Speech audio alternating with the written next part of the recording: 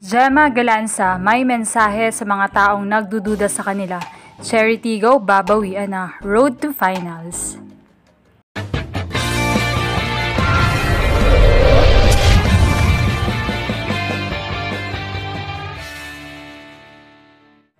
A hard-fought win nga ang naging konklusyon sa laban ng OG PBL rivals Petrogas Angels at Creamline Cool Smashers. From first set to fourth set ay dikit na dikit ang score ng dalawang koponan at kumakapit sa bawat puntos. Naging puhunan naman ng Cool Smashers ang kanilang atake coming from Galanza at Carlos with 62 attacks at ang matibay na depensa, 15 receptions from Denden Lazaro at 14 digs naman kay Kayla Atienza.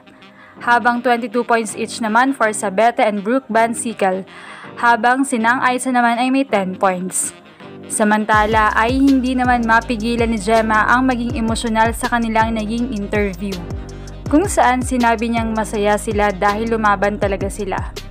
Ayon sa kanya, happy kami na nilaban namin. May mga parts ng game na parang kakayanin pa ba natin? Makakahabol pa ba kami?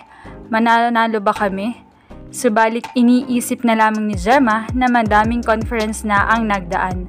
Sa conference na ito ay marami na silang kinaharap. Dagdag pa niya, sa dami ng pagsubok namin ngayong conference, ang dami nang nagdududa sa amin. Pero kami, ito, nasa harap nyo, kami yung mga taong nagtitiwala sa isa't isa. We all know naman na aware sila sa mga nasasabi ng mga tao, especially malawak ang dating ng social media. Maaaring nababasa nila na humihina na ang Creamline, nababasa nila na hindi magaling ang setter nila, kaya silang mga spikers ay puro adjust at hindi makapatay ng bola. But still, Gemma is positive at nagtitiwala sila sa isa't isa ng teammates niya.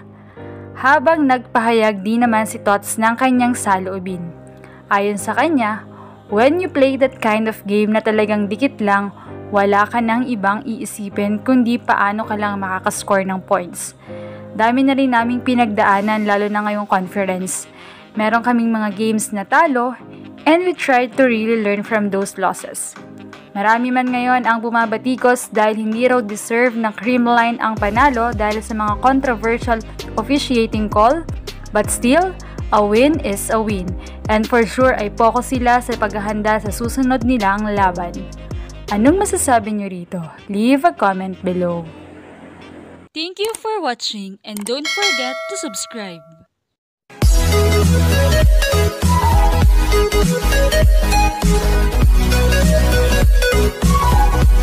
you.